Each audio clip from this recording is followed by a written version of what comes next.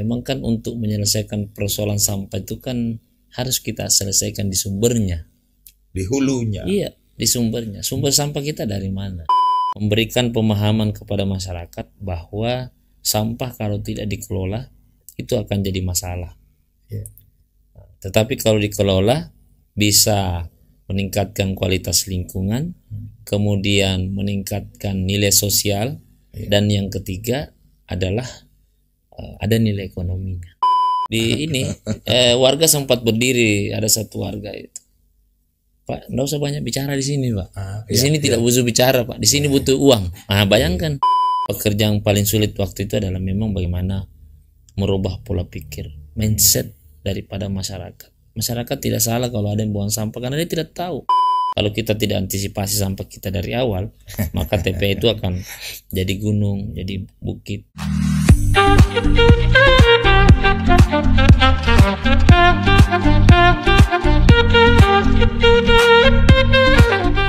Bismillahirrahmanirrahim. Assalamualaikum warahmatullahi wabarakatuh. Kawan-kawan Portal Media, terima kasih sudah hadir lagi di podcastnya Portal Media.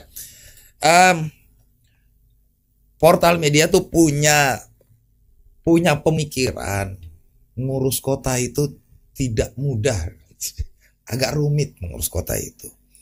Oleh karenanya Portal Media kemudian mengundang banyak sekali tokoh-tokoh, para akademisi, aktivis untuk bicara tentang banyak hal. Hari ini Portal Media kami ini mau ngobrol soal sampah. Di studio sudah hadir beliau sekarang Ketua Persiroda Maros, benar. Tapi beliau juga adalah Direktur Utama Persiroda Maros. Terus beliau juga adalah Ketua Pokja Bank Sampah Unhas, Ketua Yayasan Peduli Negeri, dan sampai sekarang juga masih jadi Dewan Pembina Asosiasi Bank Sampah seluruh Indonesia. Ada Kakanda Saharudin Ridwan SSMM. Assalamualaikum Kanda. Waalaikumsalam warahmatullahi wabarakatuh. Sehat-sehat. Alhamdulillah sehat. Jadi Direktur Persiroda itu terus urus sampah sih bukan? Kalau urus sampah lingkungan itu kan sudah lumrah dan sudah biasa. Jadi justru tantangannya jadi Ketua Persiroda, kalau kayak Direktur Persiroda. Iya. Karena setahu saya ketika kita ngobrol-ngobrol ini, kita tuh urus sampah tuh dari lama sekali. Ngobrol soal sampah tuh lama sekali. Pertanyaanku gini paling kan, kenapa tidak beres-beres masalah sampah ini? Iya. Jadi memang kan kalau di regulasi yang ada, Undang-Undang 18 tahun 2008, memang kan untuk menyelesaikan persoalan sampah itu kan harus kita selesaikan di sumbernya. Di hulunya. Iya, di sumbernya. Sumber sampah kita dari mana? Jadi memang pembangunan berkelanjutan khususnya pengolahan lingkungan, terkhusus persoalan sampah, memang ini menjadi persoalan yang setiap kabupaten kota di Indonesia pasti mengalaminya. Bukan cuma persoalan Makassar aja. Ya, semua mengalaminya. Kenapa? Karena rata-rata pemerintah kota kabupaten itu hanya menyelesaikan di ujung, di TPA, tempat pemrosesan akhir. Sementara di dalam Undang-Undang 18 tahun 2008 itu sudah jelas sekali bahwa untuk menyelesaikan persoalan sampah kita harus selesaikan di sumbernya. Ya, di sumbernya. Karena kalau di TPA itu hanya memindahkan masalah. Ya, masalah di rumah tangga dibuang ke tempat sampah, masalah di tempat sampah dibuang ke kontainer, masalah di kontainer dibuang ke TPA, maka TPA itu akan menjadi sumber persoalan dan sumber permasalahan besar. Jadi tempat kumpulnya masalah justru. Iya, makanya kan selalu harus ada jalan keluar dalam pengolahan sampah, dan intinya di sini adalah bagaimana kita sosialisasi, edukasi kepada masyarakat, bukan hanya sekedar jangan buang sampah. Kalau jangan buang sampah tapi tetap saja menumpuk. Nah, sekarang pelan-pelan ya dari awal, dan itu tidak boleh berhenti. Saya dengan teman-teman saya bikin lembaga Yayasan Peduli Negeri itu dari 2008. 2007 kita sudah bergerak, 2008 saya dan teman-teman dengan tim masuk dari lorong ke lorong di Makassar. Untuk apa? memberikan pemahaman kepada masyarakat bahwa sampah kalau tidak dikelola itu akan jadi masalah. Tetapi kalau dikelola bisa meningkatkan kualitas lingkungan, kemudian meningkatkan nilai sosial, dan yang ketiga adalah ada nilai ekonominya. Dan salah satu surat kabar nasional 2013-14 waktu itu pernah menulis, karena kita waktu itu mulai dengan program bank sampah, gara-gara bank sampah tawuran pun hilang, ada di situ judulnya itu, gara-gara bank sampah. Gara-gara bank sampah. Nah, tentu teman-teman media nasional waktu itu kan dia langsung turun di lapangan. Nah, ternyata yang paling penting adalah bagaimana mengedukasi. Ya, Singapura tahu enggak berapa tahun? 10 tahun, 30 tahun. Saya pernah lihat foto kanalnya itu kan. Iya. Saya pernah lihat. Iya. Jepang khusus 100 tahun untuk merubah pola pikir, mindset masyarakat.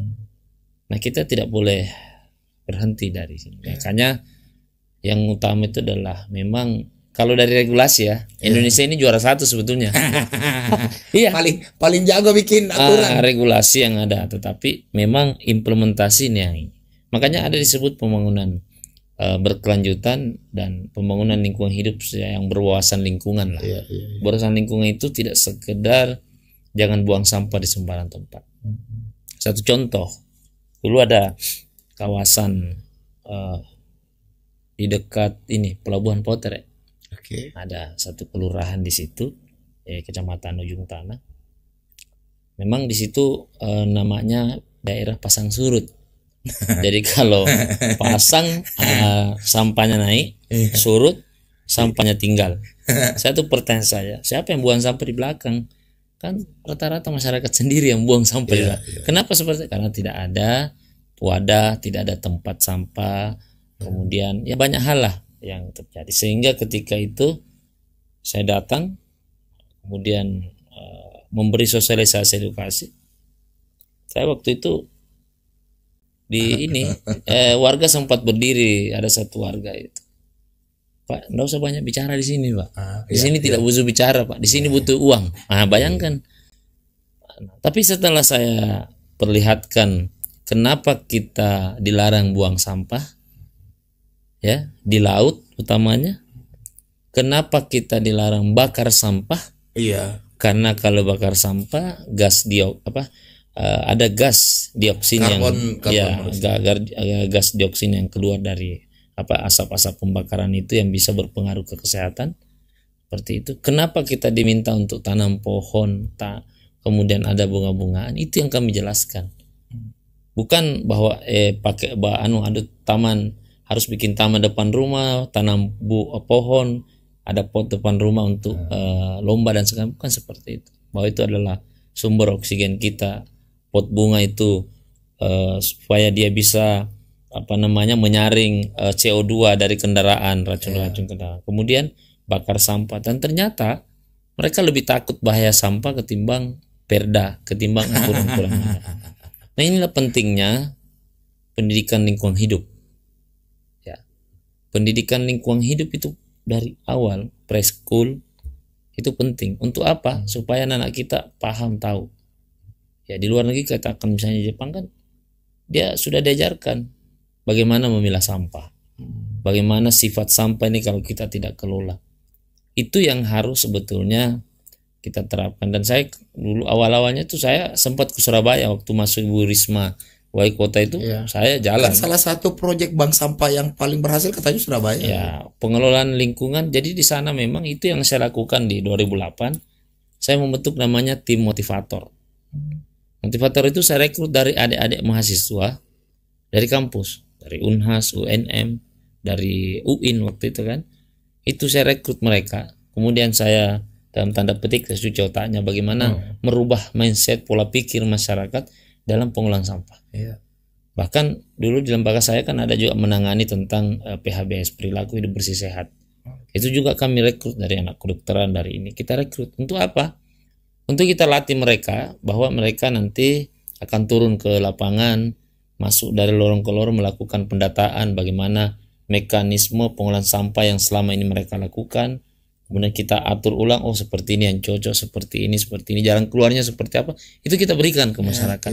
Dan ternyata alhamdulillah ya awal-awalnya sih banyak ya, tantangannya banyak. Dan ya saya kira memang pekerjaan paling sulit waktu itu adalah memang bagaimana merubah pola pikir, mindset daripada masyarakat. Masyarakat tidak salah kalau ada yang buang sampah karena dia tidak tahu kenapa dilarang. Kita tidak tahu. Iya, masyarakat. Bahkan di kota sebesar Makassar ini kan. Iya, seperti itu. Ini sekarang, dulu memang kita sudah ingatkan di tahun 2008 kalau kita tidak antisipasi sampah kita dari awal, maka TPA itu akan jadi gunung, jadi bukit. Kanda, ya.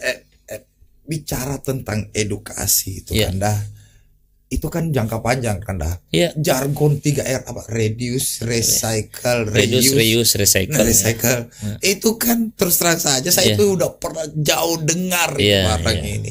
Ya. Sebenarnya kata jangka panjang ini berapa tahun sebenarnya, Kanda? Maksudku, aduh lamanya aku rasa ini.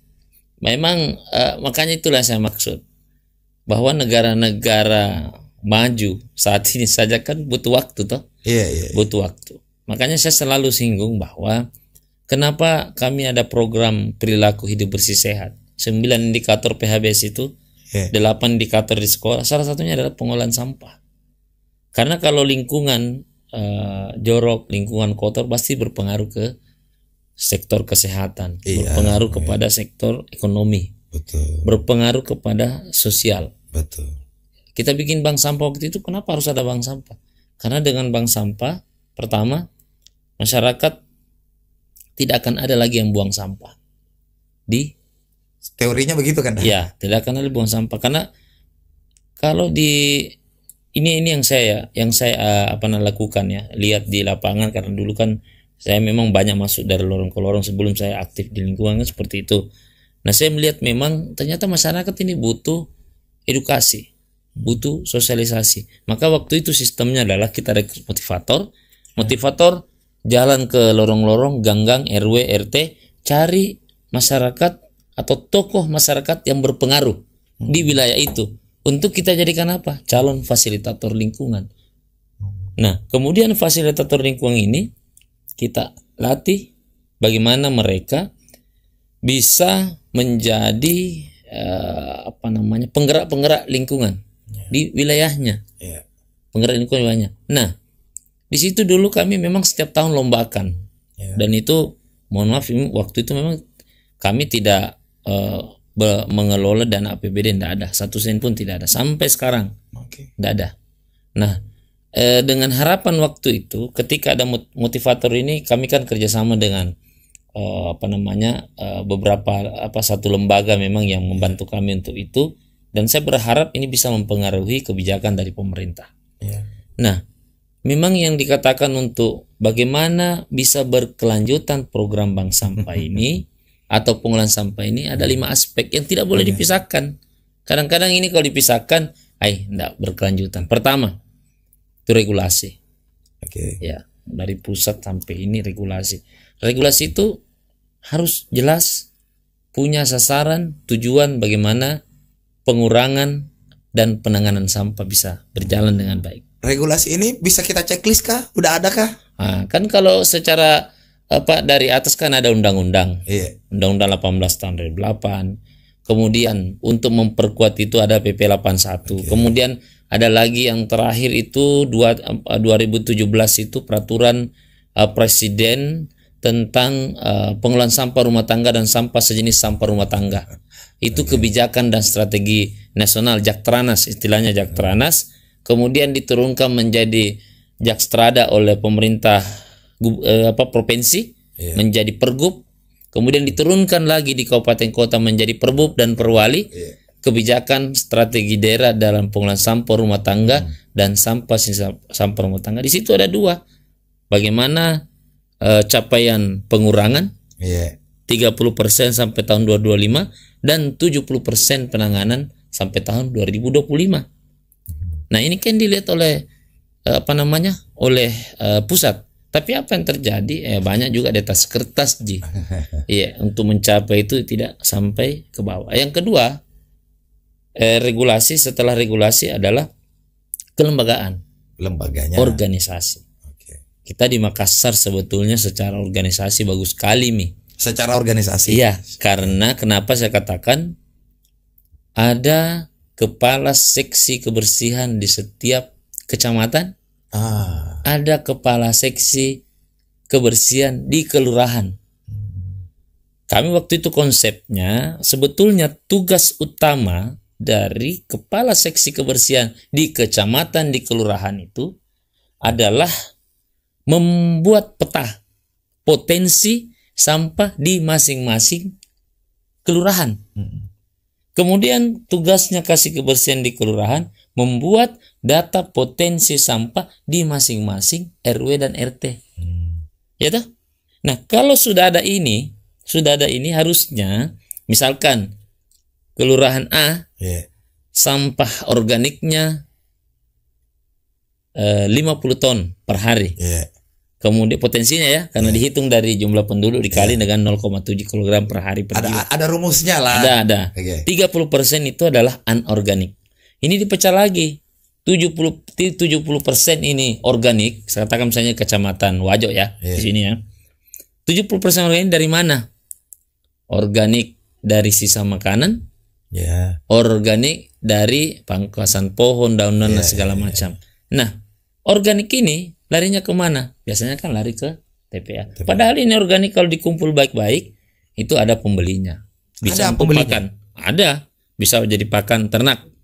Ya, ada pasarnya itu. Ada.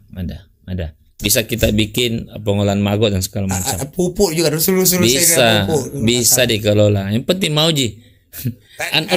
Tunggu dulu, saya potong di situ. Kata yang penting mau Ji itu siapa yang tidak mau kan dah? Ya, itu tadi. Ya, ini yang saya mau bahas ini tentang sebetulnya apa tugas dan tanggung jawab ini. Ya, karena saya paham sekali waktu itu kita yang membuat ininya ya, membuat sebetulnya apa tugas tanggung jawabnya ini. Ini kasih kebersihan ini. Iya, kasih kebersihan. Nah, untuk 30% anorganiknya itu kan terbagi lagi. Ada kelompok kertas, ada kelompok plastik, ada kelompok kaleng, logam, ada kelompok botol kaca. Nah, Jadiwan juga itu. Ini semua 30% kalau dikelola dengan baik masuk di bank sampah kan tidak terbuang ke TPA. Kan seperti itu, ya. Logikanya ini kita bicara logika ini. Teorinya ini warna ini. Ini. Dan kan kita sudah buktikan di bank sampah. Ya toh? Ada bank sampah yang melakukan penjemputan. Untuk organik ini jadi persoalan memang. Kenapa TPA kita bau? Ya karena semua perut ikan, nasi basi ya bersatu dibawa ke TPA, baulah di sana. Apalagi musim hujan. Iya, jadi makanya kalau pertanyaan kenapa bau TPA, ya wajar lah bau karena semua perut ikan nasi basi berkumpul di situ. Nah itu yang saya maksud tadi di dalam Undang-Undang 18 nyatakan untuk menyelesaikan persoalan sampah selesaikan di sumbernya, gitu. Nah di kecamatan juga seperti itu. Nah apa yang terjadi? Ini kan selama ini mohon maaf pekerjaannya kan hanya memastikan sampah terbuang. Ya. Jadi pokoknya sampah terbuang. Saya selalu bilang, makanya dulu ya, saya selalu mengingatkan lewat media ya, bahwa perlu kita lihat bahwa tujuan pengolahan sampah itu bukan hanya di ujungnya saja di TPA. Biar bagaimana ya, Bantar Gebang itu sudah 7.000 8.000 ton ya per hari. Tidak 1.000 sampai 1.200 ton per hari. Itu terbuang ke TPA yang masuk ya 800. Jadi pengaruh bank sampah memang belum bisa mengurangi sampah yang ada karena itu tadi ada sumber. Ya. Kan bicara tentang bank sampah ini kan saya di rumah tuh pernah seperti kita bilang tadi ini pernah karena istri saya juga akademisi pernah itu saya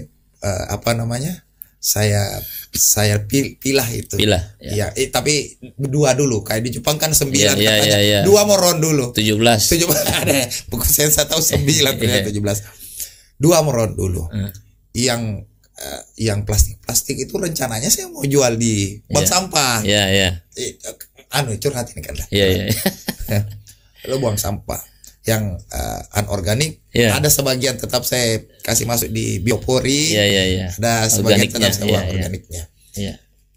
Terkumpul lah. Ya. Bukan persoalan harga ini kan dah. Ya. Bukan persoalan harga. Ya. Persoalan saya datang ke bank sampah yang saya tahu itu bank sampah tidak ada Ya. orang. Ya. Tidak ada orang, tidak ada. Di kelurahan? Di waktu itu saya di kelurahan, rumahku itu di Tamalate. Tidak ada orang kan dah. Padahal setahu saya pemerintah itu ngomong kita punya 1.000 sekian bank sampah di Makassar. Ya. Bank sampahnya ya mungkin secara administratif ada kan dah. Ya. Tapi tidak ada orang di situ. Ya. Akhirnya tetap saya buang. Akhirnya apa yang saya mau bilang kan tadi? Yang saya mau bilang betul kita butuh edukasi, betul itu. Tapi jangan sampai kita sebagai sebuah negara ini, sebuah bangsa ini, kita nggak siap kok ini. Iya. Itu yang saya mau bilang kan. Betul. Ya. Kalau ada yang gagal, pasti ada yang berhasil. Lolos lagi. Iya toh? Kalau ada yang gagal, ada yang berhasil. Jadi begini. Tujuan bank sampah itu sebetulnya pertama ada 3 tujuan. Pertama adalah ada nilai lingkungannya. Makanya kalau ada bank sampah gagal berarti pengurusnya itu dia hanya berpikir ekonominya, nilai ekonominya. Nah sebetulnya kalau bank sampah itu, ya saya tidak tahu ya di kelurahan itu dulu pernah ndak ada sosialisasi edukasi ke masyarakat, ya karena ini kemarin kan banyak juga yang ya tanda petik salah arah lah. Karena saya selalu begini, saya tidak mau bawa pengolahan sampah yang saya dari awal itu ke arah politik. Ya, saya tidak mau bawa ke situ. Tidak ada. Jadi kita memang tujuannya untuk lingkungan.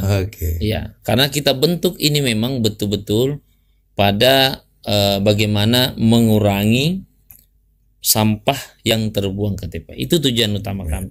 Sehingga sebetulnya tadi kelembagaan yang saya singgung tadi yang kedua nomor kedua nih. Yang kedua kelembagaan. Kelembagaan itu harus dari hulu ke hilir juga.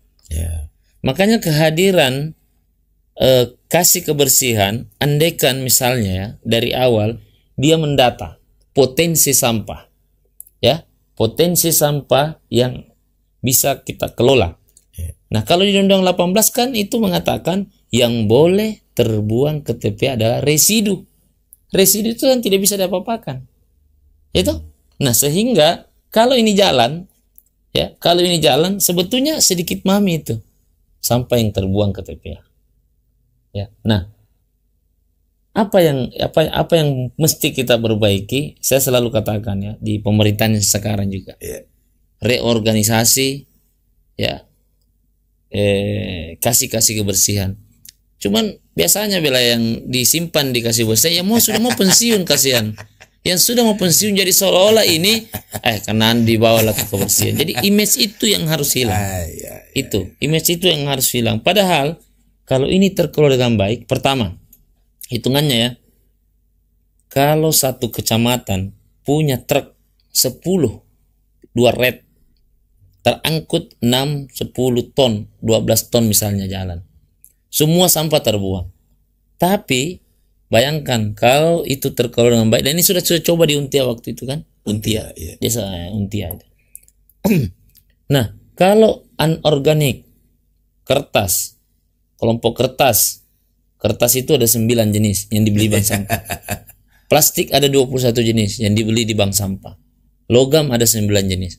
Kalau semua masuk di bank sampah, berarti kan residu mami yang tidak bisa dibeli di bank sampah. Yang organik tadi ini dipilah kemudian bisa dijual, berarti kan residu mami.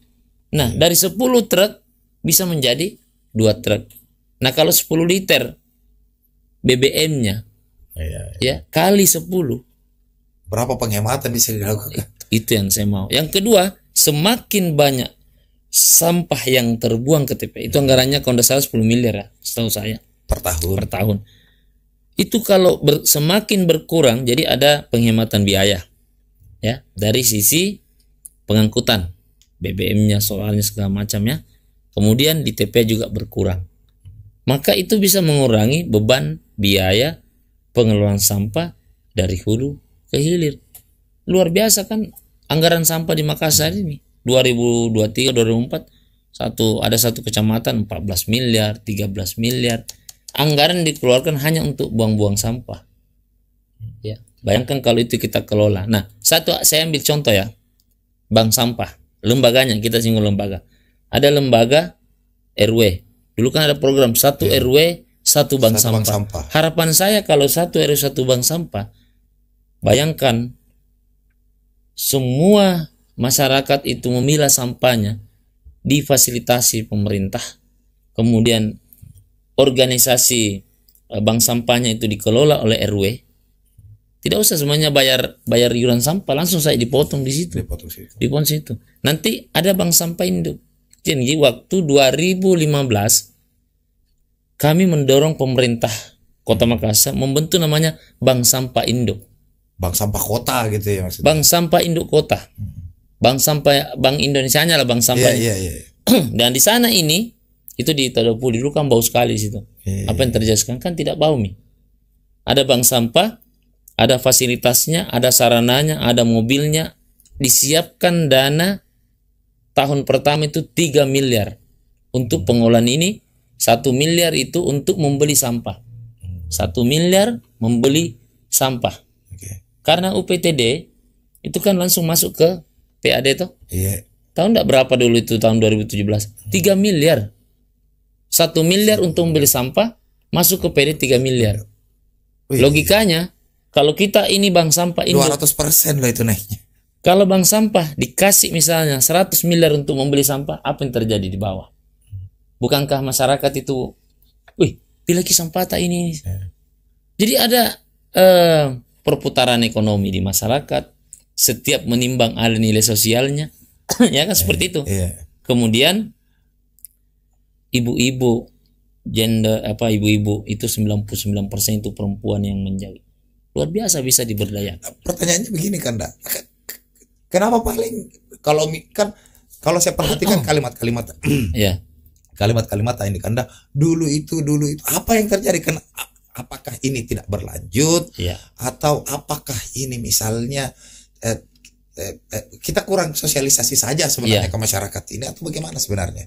Kan saya tanya ke Pemdo itu kenapa tahun 2023 2024 itu sejak zaman Covid itu langsung menurun anggaran. Refocusing anggaran. Itu salah satu pengaruhnya sebetulnya. Maka 2023 kalau nggak salah 2022 ya, itu cuman 350 juta 2023 2024. Tapi yang masuk itu bisa sampai 700 juta. Artinya saya mau katakan seperti ini karena kami bukan pemerintah, kami hanya mendorong pemerintah untuk melaksanakan apa yang menjadi kebutuhan masyarakat dan apa yang menjadi kepentingan pemerintah. Kepentingan pemerintah di mana? Pengurangan dan penanganan sampah. Pemerintah punya target. Bagaimana untuk mencapai target ini? Laksanakan ini. Karena sudah ada dibuat sebetulnya secara regulasi. Tahun kemarin ada setelah Presiden Prabowo Subianto terima Menteri Lingkungan Hidup, terima Menteri Dalam Negeri, apa yang terjadi? Kan ini mau diupayakan. Bagaimana pengolahan sampah, terutama misalnya RDF, kemudian pengolahan sampah insinerasi, itu kan di ujung toh, di ujung. Itu bagaimana menyelesaikan sampah, ya, lewat dan antara bisa berinvestasi. Tapi bagi saya yang paling penting investasi bagaimana edukasi masyarakat ini. Kalau cuma di ujung saja diselesaikan, susah. Ini pertanyaan ke Kanda sebagai orang yang selalu terjun ke masyarakat ini Kanda. Sesulit apakah itu mengedukasi masyarakat? Karena begini Kanda, saya mau cerita pengalaman. Ada dosen Unhas itu baru pulang dari Jepang. Karena dia baru pulang dari Jepang, dia bagi memang itu sampahnya. Begitu datang tukang sampah kasih satu lagi. Satu. Saya juga punya pengalaman begini. Nah, di Lego itu, Lego itu ada saya temani penelitian akademisi Unhas. Bicara tentang sampah juga ini. Tentang public space. Salah satu yang dia lihat adalah sampahnya. Tempat sampahnya ada kan dah? Ada tempat sampahnya kosong. Tapi di sebelahnya itu banyak sekali sampah. Jadi tempat sampah ada, orang tidak taruh itu sampah di tempat sampah. Tetapi kemudian saya optimis lagi kan dah. Kenapa? Karena kalau kita aware ada event di akhir bulan lalu itu Makassar International Writers itu kan semua orang dia bilang kalau kau mau datang bawa kotak blek karena kita punya aware terhadap sampah. Semua orang bawa kok. Pertanyaannya itu maksudku sebagai orang yang pasti sering turun ke masyarakat mengingatkan susahkah itu ataukah memang cara komunikasi kita ini ke masyarakat memang tidak boleh kan dah ini pemikiranku saja tidak boleh dihalus-halusi memang harus kan tuh kok kalau buang kok sampah harus kok saya denda misalnya atau saya harus kok apa yang terjadi ini sebenarnya kan kita di Indonesia ini karena belum bisa kita terapkan denda dan segala macam itu sepanjang sarana prasarana kita tidak penuh. Nah makanya kan itulah fungsinya kenapa waktu awal itu kami masuk dari lorong ke lorong kami mau mengetahui apa sih keresahan masyarakat, apa keinginan masyarakat. Pertama, selama ini jargon yang selalu jangan buang sampah di sembarang tempat. Jangan membakar sampah didenda 50 juta. Itu. Tapi pertanyaan kemudian, kalau saya dilarang buang sampah, saya dilarang bakar sampah, ini sampah mau diapakan? Sementara tidak ada sarana prasarana disiapkan. Maka jalan keluarnya kalau kita bicara aturan dan kita kembali ke regulasi, pemerintah itu sesuai Undang-Undang 18, pemerintah itu wajib memfasilitasi setiap kegiatan pengelolaan sampah yang dilakukan masyarakat. Kata pengelolaan ini bukan kumpul, angkut, buang ke TPA, bukan seperti itu. Pengelolaan itu ada tempat sampah, buang situ, itu bukan pengelolaan. Karena kita bicara tadi, Undang-Undang 18 mengatakan yang boleh terbuang ke TPA adalah residu. Kalau ada sampah terbuang di sana yang bisa dikelola berarti kan bukan. Nah, tadi saya katakan pemerintah wajib memfasilitasi. Apa? Nah, sekarang jalan keluar untuk sampah organik apa? Bank sampah kan? Untuk saat ini. Ya. Yang kedua, untuk organik kan banyak solusi-solusinya yang ada. Sekarang kita mau misalnya urban farming misalnya. Itu kan butuh pupuk. Pupuk dari organik kan jauh lebih besar, lebih bagus pengaruhnya. Kenapa kita tidak sinkronkan ini? Sama yang saya lakukan sekarang lembaga saya di salah satu desa di Morowali, Desa Mekartijaya. 2 program kita kelola, 1 anorganiknya, 1 untuk metana bumi, menanam tanpa merusak bumi. Itu yang kita lakukan. Jadi organiknya itu kita kelola, nanti hasil komposnya kita bawa ke metana bumi itu untuk pengolahan sampah. Jadi memang tidak boleh sepotong-sepotong ini antar SKPD, antar kecamatan. Makanya itu saya bilang tadi, pemetaan potensi sampah itu harus ada. 2023 kami dengan tim COT UNHAS, saya masuk di dalam situ, ada rencana induk pengolahan sampahnya Kota Makassar. Ada rencananya, ada dokumennya sudah jadi, sudah diserahkan, sudah ada, sisa dijalankan, kan gitu. Nah, di situ saudara kita petakan, Makassar mempunyai 9 TPS 3R. Misalnya di Kecamatan Beringkanaya ada TPS 3R. Itu melayani berapa kelurahan? Harusnya itu menjadi tempat treatment dulu. Sejak kapan ada rencana itu kan? 2004 sudah masuk, 2023 kita buat, 2004 sudah diserahkan. Kan itu kita buat, itu sudah disetujui juga oleh Kementerian PUPR, Bappenas, kemudian Kementerian Lingkungan Hidup. Tahun lalu sudah ada nih ceritanya. Sudah diserahkan. Berarti kita tinggal tunggu pemerintah action ini barang ini. Iya, sisa di apa namanya. Makanya saya bilang reorganisasi pembenahan dulu, karena agak susah kalau seluruhnya masyarakat diminta untuk jaga kebersihan. Ini harus diatur, ini harus dikelola, ya, ini harus diorganize dengan baik. Itu tadi dasarnya adalah itu tadi kan sudah ada. Potensi sampah Makassar timbulannya berapa ton per hari, komposisi sampahnya organik 54%, anorganiknya 46%. 54% organik itu apa saja, anorganik 46% itu apa saja, kita urai baik-baik. Kemudian kita lihat per kelurahan, per RW, kita putus sampai di situ. Jadi yang bisa dikelola anorganiknya masuk di bank sampah, ya. Nanti kalau teknologi RDF, teknologi apapun itu untuk menyelesaikan sampah yang ada di sana. Kalau RDF memang karena kami dengan tim itu yang membuat feasibility study untuk RDF yang ada di Kabupaten Pangkep. Kami yang bikin dengan COT. Ya, kemudian kami membuat kajian organisasinya, kelembagaannya di Dinas Lingkungan Hidupnya. Itu kita juga yang membuat tentu itu. Jadi kalau kita mau bicara hulunya, ya di tengah-tengah ini hilirnya itu. Kan kalau bicara sampah kan dua gitu. Sesuai dengan Perpres Jaktranas itu. Pengurangan, penanganan. Pengurangan ada 3. Pengurangan itu pembatasan. Tadi tadi. Yeah. Pembatasan itu jangan menggunakan botol air mineral, pakai tumbler.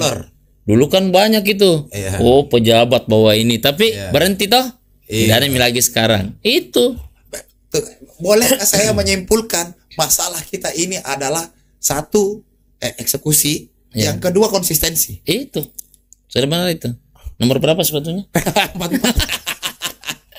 Ya, jadi seperti itu. Jadi, nah, tapi kan kebijakan strategi nasional ini dan undang-undang itu kan fleksibel. Contoh begini. Itu tadi kan pembatasan. Tidak boleh ini dibatasi. Orang tua kita kan dulu seperti itu. Tidak ada keranjang plastik, yang ada tas belanjaan. Tas belanja. Iya, kita kembali ke masa lalu. Pakai gitu. Nah, tetapi kalau kita tidak mampu membatasi, yang kedua adalah daur ulang. Belilah produk yang bisa didaur ulang. Nah, botol air mineral kalau habis airnya kan bukan sampah. Kalau masuk di bank sampah, dia akan jadi sampah ketika masuk di tong sampah. Gitu. Jadi tapi yang bisa didaur ulang ini mahal ke Kanda. Saya pernah ngobrol sama beberapa UMKM ceritanya. Jadi di situ juga di Makassar event itu juga makanya menurutku keren itu. Saya ngobrol sama penjual-penjual di situ. Dia bilang betul orang yang datang itu dilarang bawa tumbler. Dia harus bawa tumbler segala macam. Penjualnya diedukasi supaya jangan pakai yang plastik. Cuman harga naseng lebih tinggi berapa persen gitu kalau nggak salah. Harga naseng itu sentuh jadi masalah sih. Itu saya bilang tadi bahwa edukasi itu penting, merubah mindset, pola pikir, kurikulum pendidikan lingkungan hidup itu penting. Coba kita tanya di sekolah SD misalnya, ada enggak pelajaran khusus lingkungan hidup tentang sampah? Paling ditempelkan dah. Dia terintegrasi dengan mata pelajaran, masuk di situ toh? Tidak ada. Jadi memang pendidikan lingkungan hidup itu pun memang harus dari bawah. Sekolah-sekolah banyak, ya banyak sekolah-sekolah alam. Iya banyak. Anakku salah satu sekolah alam. Sekolah alam kalau tidak salah, kalau boleh kita sebutnya misalnya di Bosowa ada. Bosowa, sekolah alam Bosowa di situ ada. Ya di situ mungkin pembelajarannya memang dari kecil diajarkan. Ya, dari kecil 17 tempat sampah. Betul. Kita di Indonesia 2 saja dan susah. Ya cerita menarik itu. Kendang 2 dulu itu kan. Itu di sekolah kan ada, kalau di sekolah itu, ini makanya saya bilang di sekolah itu ada program namanya Sekolah Adiwiyata. Sekolah Adiwiyata. Adiwiyata itu berwawasan dan sekolah yang berwawasan lingkungan yang seperti itu. Di situ ada 4 sampai 5 indikator di situ. Salah satunya adalah bagaimana pengelolaan sampah. Ketika kami datang misalnya ke satu sekolah, karena kita mau nilai, rata-rata sekolah dia kasih kosong itu tempat sampahnya. Padahal salah itu. Padahal saya bilang justru 0 nilainya. Ya toh? Kenapa? Karena yang kita mau nilai ini adalah bagaimana siswa ini paham, tahu tentang pemilihan sampah organik, anorganik. Jadi kalau kosong tempat sampah, apa mau dinilai? Ya kan? Seperti itu. Bilang Pak, kalau kelas 5, kelas 6 biasa, tapi kelas 1 di situ salahnya. Berarti tidak ada pelajaran yang mengajarkan kepada anak didik kita tentang apa itu sampah. Kenapa harus kita pilih sampah? Kenapa sampah ini sampah? Itu yang tidak ada. Sehingga ketika di SMP, SMA, ya mohon maaf, kita saja ini nanti selesai kuliah toh. Baru bisa paham seperti ini. Betul. Nah, kenapa? Karena dari bawah kita tidak paham. Ya tidak. Kenapa? Karena itu tadi pendidikan lingkungan hidup itu penting. Kalau kita menciptakan generasi yang lebih baik seperti ada sekolah Adiwiyata, ya Hal mudah saja, misalnya dulu kami kegiatan belum ada cuci tangan pakai sabun dari mana, kita sudah lakukan dari 2009. Sebelum Covid nih, jauh sebelum Covid. Bayangkan kalau kita di sekolah, kita sudah ajarin anak-anak cuci tangan pakai sabun di air yang mengalir sambil menyanyi. Pulang di rumahnya disiapkan lagi kebokan. tetap. Iya. Nah itu memang begini paling kan pertanyaanku paling. Di negara-negara yang kita sebut dengan Jepang tadi, setahu saya Australia juga bagus katanya pengolahan sampahnya. Singapura tadi saya pernah lihat foto kanalnya sama Jirantasanya ini. Apa yang dia lakukan? Kenapa? Bagaimana apa yang mereka lakukan pertama ini untuk mendidik anak-anaknya mereka ini? Apa ini? Ya kalau saya kan sebetulnya ya yang kita ajarkan di masyarakat, dan alhamdulillah kan sekarang terjadi perubahan juga untuk yang bank sampah. Pelan-pelan kita merubah pola pikir dan mindset anak-anak. Jadi tidak boleh putus sebetulnya. Pendidikan pendidikan lingkungan hidup itu jangan hanya dijadikan dia terintegrasi di satu mata pelajaran. Ya kan seperti itu. Dia harus konsisten di dalam jalur yang ada. Misalnya pembelajaran di kelas 1 tentang jenis-jenis sampah. Mungkin kelas berapa itu ditingkatkan.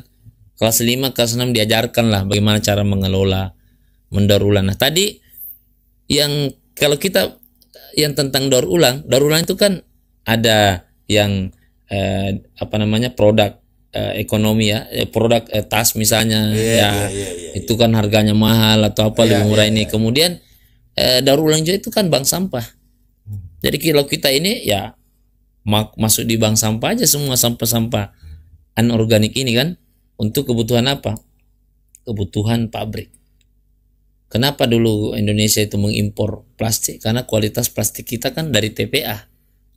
Kan begitu. Nah, kemudian yang berikutnya, kalau kan 3 ini pembatasan itu ada pengurangan itu pembatasan, daur ulang, guna ulang. Kalau guna ulang kan dari dulu sudah sering dilakukan oleh orang-orang tua kita. Bekas C dijadikan timba dan sebagainya. Digunakan. Bisa jadi pot. Barbar. Seperti itu. Itu sebetulnya. Nah, kalau yang kedua selain pengurangan ada penanganan. Nah, penanganan ini mulai dari pemilahan, kemudian pewadahan, kemudian pengangkutan, kemudian pengolahan. Pengolahan misalnya gini, pengangkutan dari rumah dibawalah ke TPS 3R. Di situ diolah.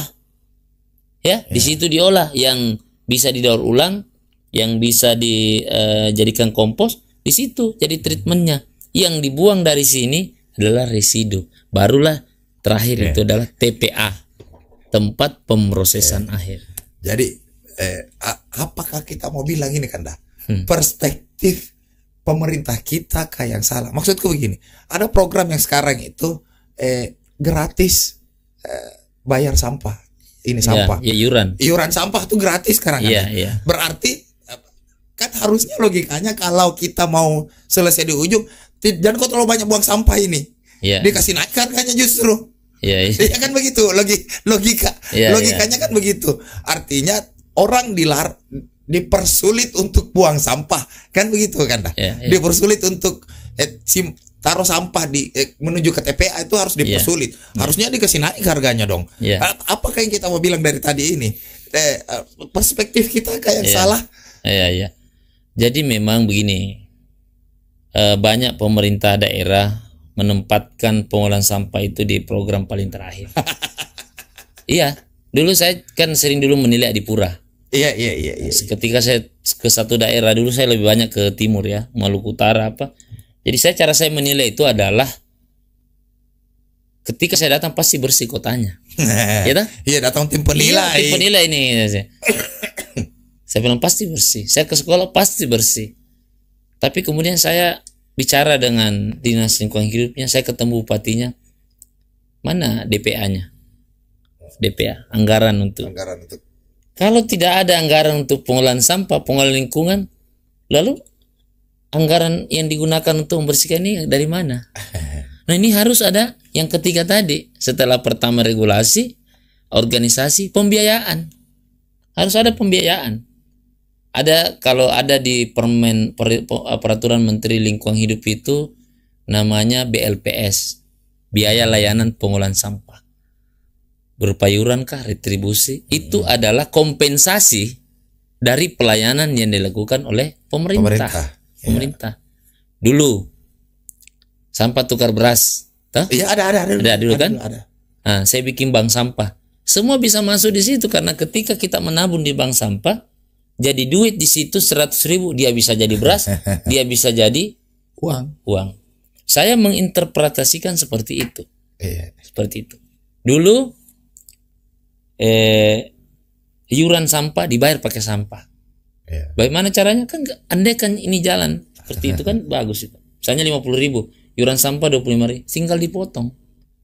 Nah, berikutnya iuran sampah itu, kewajiban masyarakat untuk membayar sampah itu kan tergantung dari SKRD, surat ketetapan retribusi daerah. Oke. Jadi misalnya saya sebagai warga bayar retribusi, harus itu saya sebagai rumah tangga itu harus punya SKRD yang ditetapkan oleh pemerintah.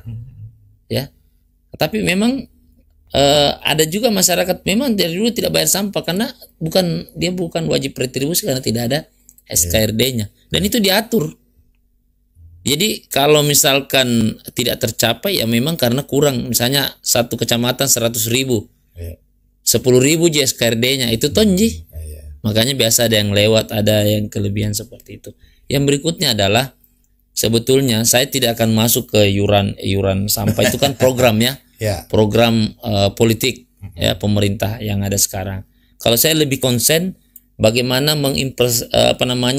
membaca kebijakan dari pemerintah ini untuk mensinergikan dengan program yang ada dengan kita. Katakan misalnya ada kewajiban masyarakat untuk bayar sampah. Ya kalau mereka bikin bank sampah, ya kemudian mereka punya tabungan sampah, kemudian itu bisa dijadikan apa saja, itu kan salah satu cara kita untuk memberdayakan masyarakat, bersih lingkungannya, tapi secara ekonomi juga bisa dia berdaya, seperti itu. Dan di negara manapun itu memang selalu ada beban biaya untuk mengolah sampah. Nah gampang kalau mau mengurangi sampah, pembiayaannya itu tadi saya katakan. Kalau dikalkulasi, ya ini sesuai hitungan kami waktu ini, 14 kecamatan di luar daripada Sangkarang itu kurang lebih 165 miliar anggaran untuk pengangkutan sampah setahun. Setahun BBM-nya, kemudian orangnya segala macam. Ya setiap kecamatan ini seperti itu. Totalnya 165 miliar. Bayangkan itu kalau setengahnya mau itu atau berapapun itu bank sampah ini ditingkatkan kapasitasnya, kan tadi logikanya kan 1 miliar bisa 3 miliar. 3 miliar, 200% lebih. Iya, itu. Kenapa? Ada kepastian. Tadi saya katakan pemerintah memfasilitasi. Kan seperti itu. Memfasilitasi apa? Pengangkutan. Jadi bayangkan ini, bank sampah induk ada kendaraan. Teman-teman bank sampah induk, kendaraannya ini menjemput ke bank sampah unit RW. Ya kan?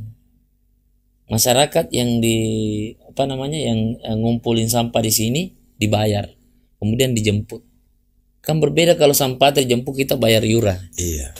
Nah kalau ini yang berjalan, ya gratis pun tidak ada masalah sebenarnya karena kan sudah. Karena ada dari bank sampah kan. Iya, itu yang saya mau katakan bahwa kenapa? Karena ini selalu jadi percontohan kita. Kabupaten kedua yang bikin UPT di bank sampah itu Kabupaten Goa. Goa. Saya bicara mendorong ke pemerintah waktu itu, saya bicara sama Pak Bupati, Pak Adnan waktu itu. Anggaran tidak terlalu besar kalau Goa, mungkin waktu itu 50 juta. Saya bilang yang penting Bapak sudah meletakkan kebijakan, regulasi, siapapun pasti ini bank sampah itu tetap jalan. Kenapa? Karena inilah cara kita untuk mendata potensi sampah kita. Kalau tidak ada, tidak tercatat kan agak sulit. Nah ini yang kita mau dorong seperti itu. Makanya ketika saya jadi ketua umum Bank Sampah Indonesia, di beberapa kabupaten kota di Indonesia yang saya datangi, rata-rata persoalannya hampir sama semua. Apa itu kan? Ya kewenangan pemerintah terlalu kecil dalam mengurusi pengolahan sampah. terlalu kecil. Terlalu kecil. Ya kan kita lihat dari anggarannya. Ya, harusnya kan 30% daripada total APBD itu untuk pengelolaan lingkungan. Supaya tidak jadi masalah. Kalau jadi masalah di TPA, anggaran pasti jauh lebih besar. Tahu enggak Bantar Gebang? Anggaran 1 miliar saja untuk kompensasi bau. Bau. 1 miliar per tahun. Kompensasi bau. Apa yang dilakukan Jakarta sekarang? Bikin kantong-kantong pengolahan sampah Jakarta Utara, Jakarta Barat, apa segala. Bisa jika Makassar tuh bisa kah? Bisa. Bisa. Dan itu ada di perencanaan yang kita kerjasama dengan TOT itu. Ada. Ada semua di situ. Ada semua di situ. Oke, paling pertanyaan begini. Pemerintah sekarang dengar jika? Insya Allah mendengar. Ya, artinya kan begini. Tugas kami ini, ya, saya kan seringlah mendampingi kabupaten kota, ya, beberapa bupati saya dampingi. Bahkan ada salah satu bupati di Sulawesi Tengah yang pernah saya dampingi katakan, Pak Sar, bagaimana caranya menangani sampai supaya bisa? Tergantung kita. Oh, begitu jawabannya kan? Iya. Tergantung kita. Tergantung bupati. Itu. Tergantung bupati. Saya ini hanya memberikan masukan. Kumpul SKP Deta. Itu. Saya bicara seperti ini pengolahnya. Pak Bupati iakan semua. Udah jalan. Seperti itu sebetulnya. Itu. Kan visi, misi itu tertuang dalam program, kegiatan, ada semua. Sekarang ada target. Target pengurangan, target penanganan. Gampang misalnya. Berapa potensi sampai Makassar? 1000 sampai 1200. Pemerintah kasih target setiap kecamatan. Pengurangan penanganan sampah. Turunkan ke bawah. Kecamatan turunkan ke kelurahan. Kelurahan ke RT RW. Seperti itu. Karena banyak Mila. Ini kalau kita cerita nih iya, makanya. Ada 2 kali di kode saya tadi itu. Iya. Saya kalau bicara sampah saya exciting. Saya mau ngomong apa tadi ini? Kanda. Ya. Apakah kita mau bilang ini Kanda? Hampir semua tamu-tamuku yang kesini Kanda. Terutama akademisi, para aktivis. Itu ujungnya selalu bicara political will. Ya. Sama seperti kita tadi ini. Iya. Kita sangat tergantung pada political will masing-masing leader, pemimpin di daerah. Iya. Di ujung-ujung nih kita kan kita sudah mau ini. Sebagai sebuah komunitas, sebagai sebuah masyarakat. Iya. Sebenarnya agak klise akhirnya saya takutnya agak klise tapi penting juga kita ngomong ini sebagai sebuah masyarakat ya betul kesadaran segala macam itu pasti sebagai sebuah masyarakat apakah yang paling mungkin kita lakukan ini Kanda karena sudah agak menyedihkan Kanda terus terang saja agak menyedihkan ini barang ini kalau saya sebagai masyarakat Makassar ini di dekat rumahku itu aduh kalau saya perhatikan ini sebagai orang awam terlambat angkut sampah satu. Yang kedua, sepertinya orang yang paling bawah menangani sampah ini juga tidak paham soal pemilahan ini ceritanya begitu. Seandainya bilang dia saya tidak mau angkut ini kalau tidak dipilah misalnya. Tidak toh itu masyarakat ini maksudku. Betul. Apakah sebagai komunitas, sebagai sebuah masyarakat ini apakah mungkin bisa kita lakukan Pak minimal dekat-dekat ini gitu. Jadi memang tidak pengolahan sampah itu tidak boleh sebetulnya parsial-parsial. Ya, contoh misalnya itu tadi kan sudah jadi contoh. Kita sudah misalnya yang sekolah dari Jepang dia sudah pilah sampah, ya kan? Tiba-tiba diangkut disatukan. Kan itu kan? Iya kan? Kita sudah melakukan misalnya. Bapak sudah kumpulkan sampah. Mau dibawa ke bank sampah tidak? Kan itu.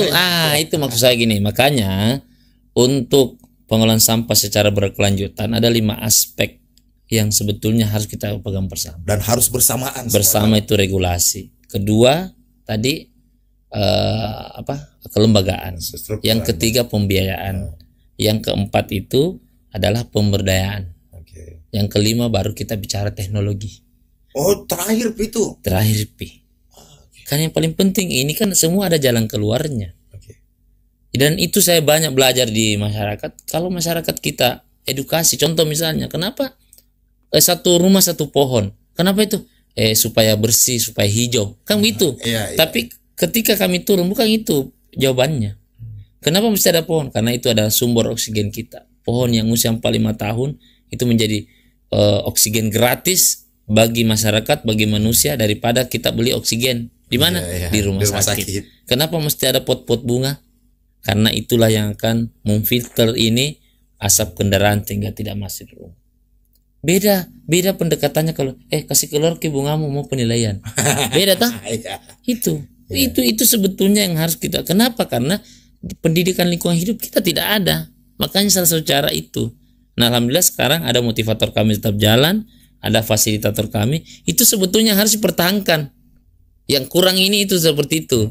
Itu yang kita tanya. Yang berikutnya adalah ini, ya. Kebijakan itu sudah banyak, Mi. Mari kita jalankan dengan baik. Karena kalau di undang-undang mengatakan masyarakat punya tanggung jawab. Tanggung jawab masyarakat adalah bagaimana memilah sampah dari sumber. Itu. Sekarang setelah dipilah mau dikemanakan. Kan seperti itu.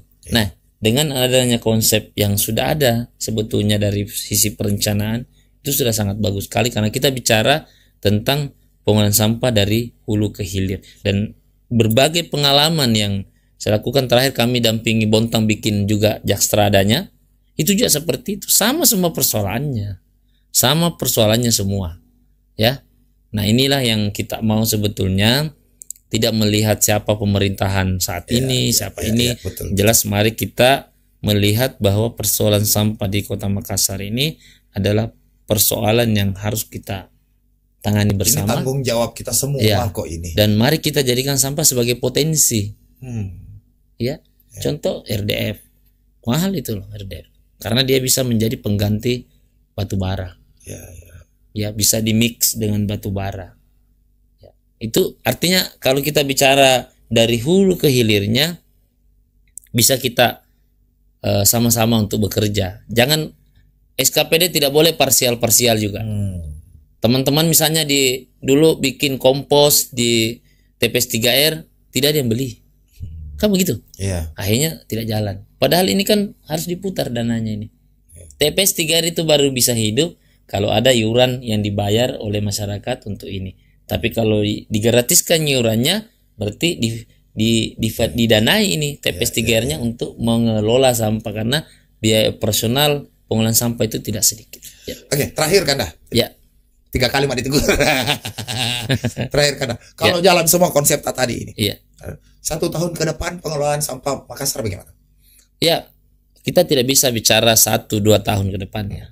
Jadi intinya adalah bagaimana nilai lingkungan pengolahan sampah ini bisa berjalan. Kemudian yang kedua, pemberdayaan masyarakat bisa tetap ditumbuh kembangkan, ya. Yang ketiga adalah bagaimana nilai sosial daripada sampah ini selain daripada nilai ekonominya bisa berkesinambungan. Nah, bagaimana caranya? Itu tadi 5 aspek, ya. Kemudian membuat program, semua program apapun di SKPD itu di setiap kecamatan kurang harus selalu berwawasan lingkungan. Linier barang. Iya. Karena terima kasih Kanda.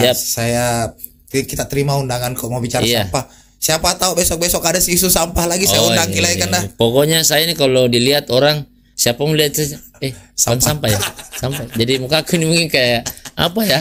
Ketok sampah.